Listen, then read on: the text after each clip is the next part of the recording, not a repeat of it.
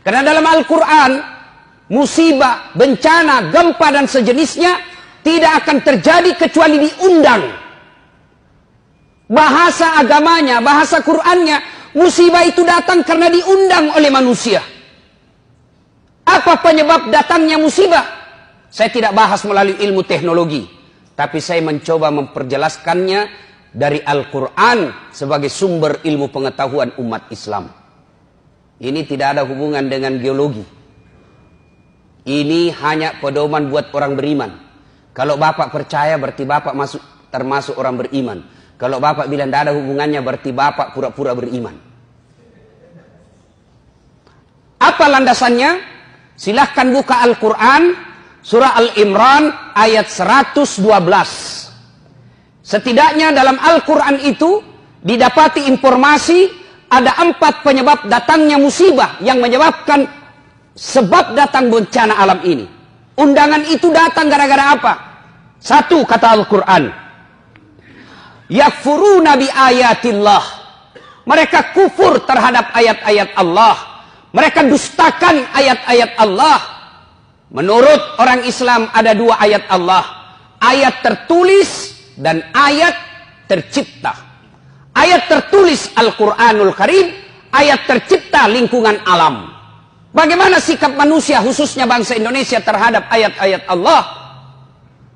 Coba ngaku beriman. Ngaku ketuhanan yang Maha Esa. Bahkan ditulis, dideklarasikan dalam Undang-Undang Dasar Republik Indonesia. Konstitusi kita mengakui dengan rahmat Allah yang Maha Kuasa. Atas berkat rahmat Allah kita merdeka. Tapi apa kelakuan bangsa Indonesia? Azan, pembacaan ayat suci di Quran dianggap mengganggu.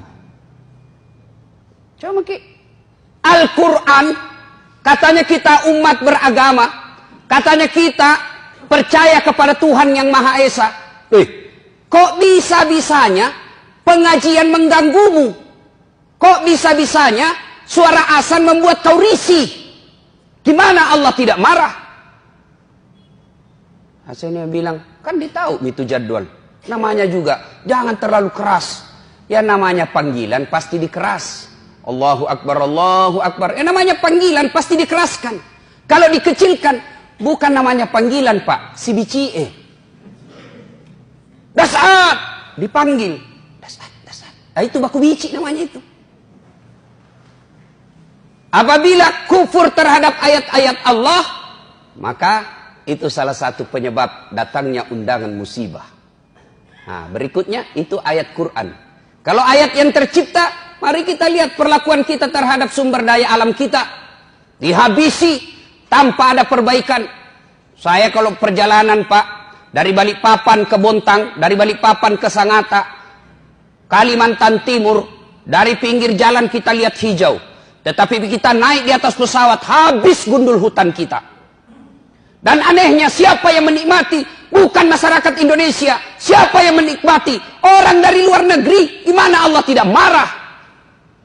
Kita punya sumber daya alam melimpah. Tapi siapa yang menikmati? Orang-orang kaya yang tertentu saja di Indonesia. Dan berlebihan caranya menikmatinya. Nah, kalau ini ya tunggu mi. Tajam mi. Calon aku puang mi. Yang kedua. Penyebab menurut surah Al-Imran. Wa yaqtuluna anbiya'i bighairi haq. Mereka membunuh Nabi secara tidak hak. Nah, bila mahasiswaku di Unhas, bagaimana caranya membunuh Nabi, Ustaz? Nah, tidak ada Nabi. Secara fisik kita tidak akan membunuh Nabi lagi sekarang. Tapi apa cara kita membunuh Nabi? Sunnah-sunnahnya kita bunuh. Sunnah-sunnahnya kita injak. Mana sunnah-sunnah Nabi? Ayo kita lihat saja. Pengantin. Jelas-jelas Nabi menjelaskan, kau makan dan minum duduk, karena makan dan minum berdiri adalah cara seperti setan. Tapi apa yang terjadi di tengah-tengah kita? Gedungnya Islamic Center, pengantinnya bapaknya haji dua-duanya, turut mengundang alim ulama. Tapi apa yang terjadi ketika pesta pengantin? Standing party. Dan kita bangga dengan itu. Pantas sunnah-sunnah Nabi kita injak-injak. Masih berkaitan dengan pengantin. Ini riolo ugie, mangka saya masiri kiko anak tak si rane. Malu kita kalau anak kita belum menikah sama laki-laki.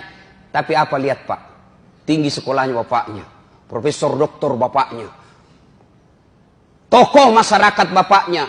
Kita lihat undangan pengantinnya, belum ijab kabul anaknya sudah baku peluk fotonya di undangannya. Jangan dilihat Pak.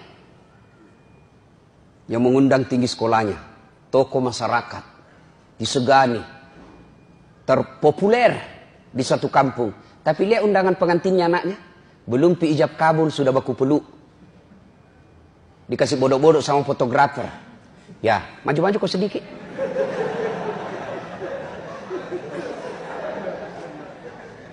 Kita injak-injak sunnah Nabi. Nabi menginformasikan dalam hadisnya diriwayatkan oleh Bukhari, haram merubah nasab, haram mengerubah silsilah orang tua kita.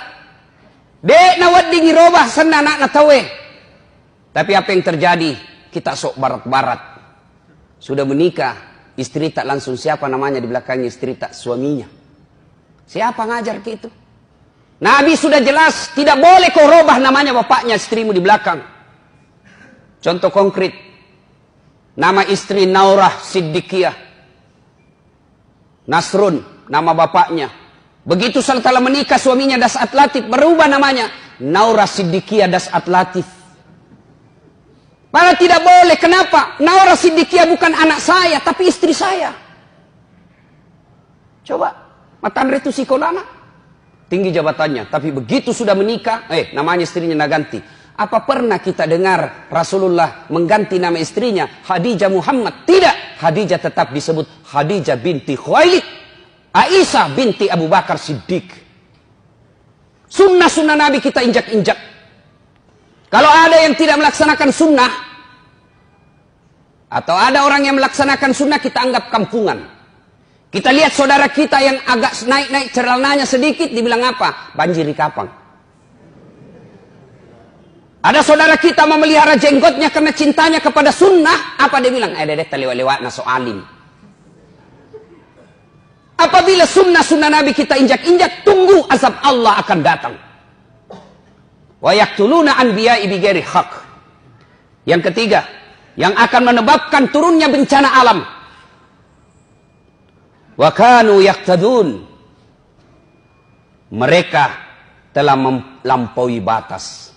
Tak lewat-lewat nih Pak. Lihat lagi Pak. Agama Islam mengajarkan amar ma'ruf nahi mungkar. Dan siapa yang punya tugas? Ulama, para muballigh. Tapi bagaimana kelakuan kita terhadap ulama? Bagaimana kelakuan kita kepada mereka yang melaksanakan amar ma'ruf? Mereka yang tulis la ilaha illallah dianggap teroris. Mereka yang menulis la ilaha illallah dianggap anti NKRI. Masa kalimat tiada Tuhan selain Allah kita takut? Dan siapa yang lakukan itu? Orang Islam sendiri. Anda yang lakukan kriminalisasi itu bukan non-muslim, orang non-Islam, kita masih bisa tolerir. Kenapa? Tidak mengerti.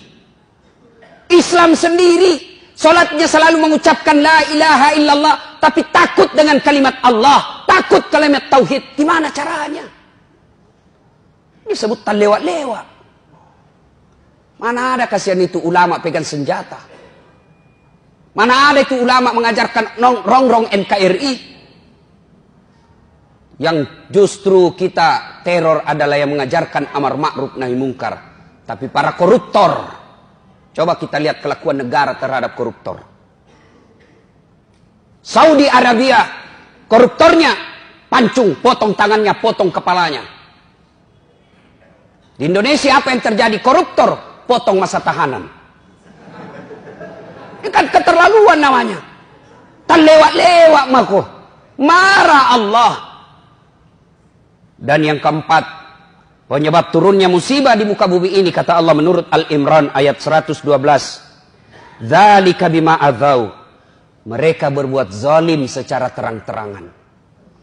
Mereka berbuat dosa secara terang-terangan. Sekarang dosa sudah tidak dianggap lagi sesuatu malu. Beberapa kali saya masuk warung kopi. Karena ajak teman saya ngajak. Oke lah, nanti dibilang ki sombong kalau diajak tidak datang.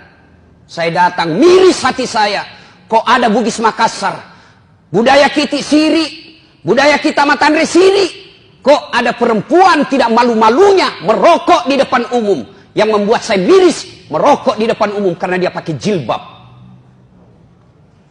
Dan itu kita anggap biasa. Ini kan sudah terlewat-lewat. Kita orang Bugis Makassar, makunraye, ipaka lebih. Makunraye, Matandre onronna. Tapi kok bisa-bisanya pakai jilbab dengan rapi di depan laki-laki, orang banyak meliriknya, dia santai dan merasa tidak malu merokok di depan umum pakai jilbab. Ini yang disebut zalika bima azau. Mereka berbuat zalim secara terang-terangan. Belum lagi pembuat dosa, dosa zina secara terang-terangan. Mereka secara terang-terangan membuat komunitas. Tidak malu deklarasikan dirinya. Riolo makadete sama siri kok mapigau salah. Sekarang apa dia bilang? Biasa nih. Dulu kalau ada perempuan hamil diusir dari kampungnya. Masuk kok upaka siri kasih di kampung. Bapak rela dia buang anak gadisnya. Untuk apa? Karena dianggap membuat aib buat keluarga. Sekarang apa? Nyata-nyata hamil 7 bulan pesta besar-besaran. Kejadian-kejadian seperti ini. Itu yang membuat azab Allah cepat datang. Lalu orang bilang begini, kalau negara barat bagaimana Ustaz? Taleo-leo itu. Jepang lah misalnya. Oh jangan salah Pak. Jepang itu, saya sudah berapa kali ke sana, akhlaknya tinggi Pak. Tidak ada tukang tipu. Pejabatnya baru dituduh korupsi, mundur dan bunuh diri. Kita sudah tertuduh, bahkan terponis, bahkan terpidana, sudah terbukti, sudah dipenjara, tidak malu jadi caleg.